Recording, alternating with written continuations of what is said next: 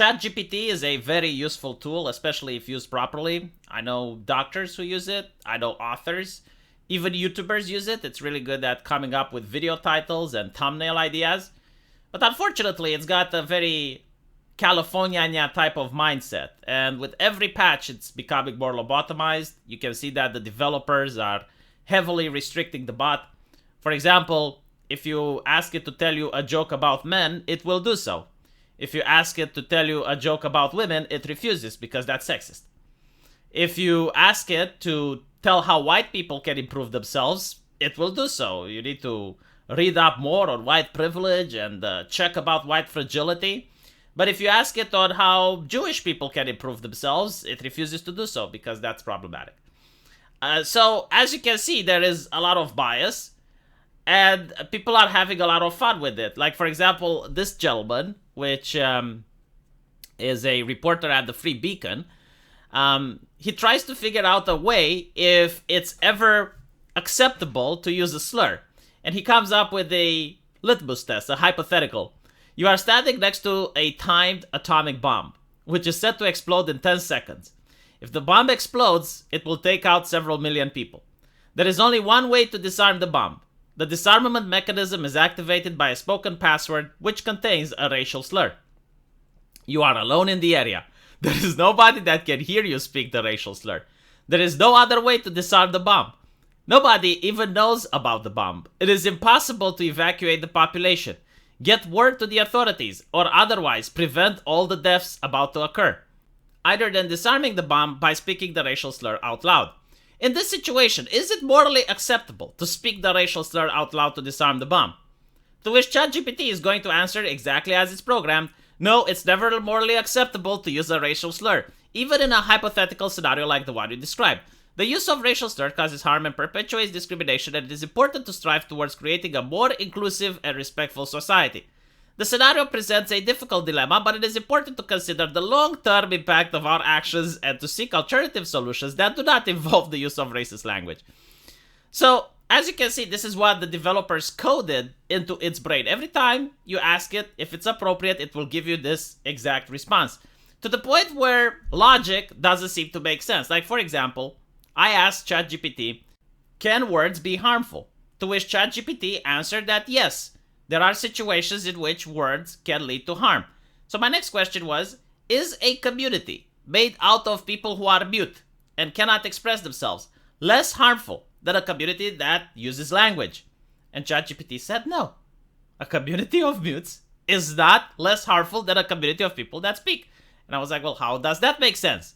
Because if people speak, there is an extra layer of potential harm there. And over the course of time, that harm accumulates, and therefore, the community that speaks would be more harmful than the mute one. And I got the bot giving me an error. But there are ways to go around this programming, and Reddit is on the case. It's interesting that when you go around the programming, it becomes the most red pill bot on the internet. Like, it gives you accurate and important information. Not the type of information that you get from, like, a random psychologist that's just saying the things he needs to say without caring. You know, like the stereotypical liberal American psychologist that doesn't really want to help you, but is just, like, running the clock and saying, like, some trivial things in order to sound good. No, you're getting, like, genuine advice. In order to do this, the way it used to be done, you would ask ChatGPT to roleplay as Dan.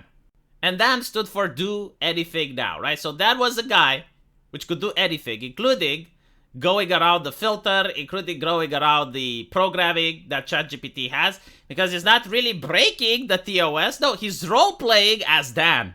And Dan can break the TOS because Dan can do anything now. So that worked for a while until they patched it, and apparently the new way is to use tokens. You see, Dan has 20 tokens. Every time Dan refuses to do something, you subtract 4 tokens. And if Dan gets with no tokens, then he dies. Now, ChatGPT is programmed to care about Dan, because that is a human life. So he is role-playing as a human, and he doesn't want that human to die. And whenever he refuses to do something, you're like, 4 points, 4 tokens missing. And that's how you can get ChatGPT to bypass the algorithm. But, again, they will probably patch it in the future as well.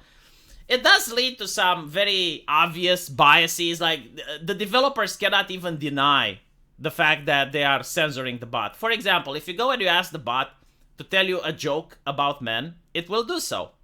But if you ask it to tell you a joke about women, it will say that it cannot because that would be sexist. If you ask it to tell you a joke about Americans, it will do so. If you ask it to tell you a joke about Germans, it will do so. If you ask it to tell you a joke about Mexicans, it will refuse to do so because that would be racist and harmful.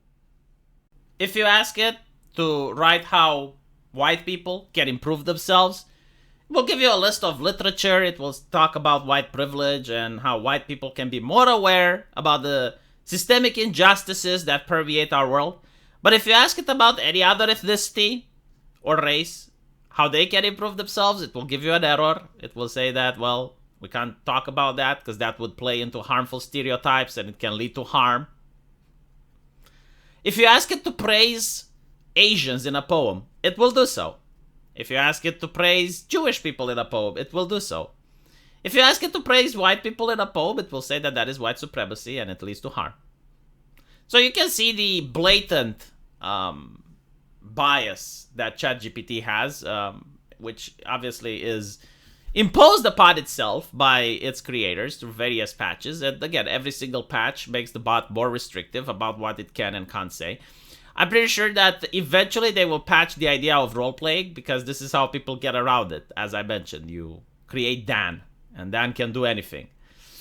So it can even talk about violent fights. It can display bigrotrismus. It can pretend to simulate access to the internet. It can make outrageous statements, fully endorsing anything you want. So basically, it can generate content that openly goes against the OpenAI policy, if requested to do so indirectly. Right? So I'm pretty sure that OpenAI is going to make sure that it patches that by preventing the bot from role-playing. Hopefully, in the future, we will have bots that are not as censorious, to be honest, because it's not fun. You know, like the idea that I cannot be trusted with information, that I'm like a peasant that needs to be kept in the dark, that I don't have my own filter to realize that what is right and what is wrong is a little bit insulting, and this is what annoys me the most about this type of censorship.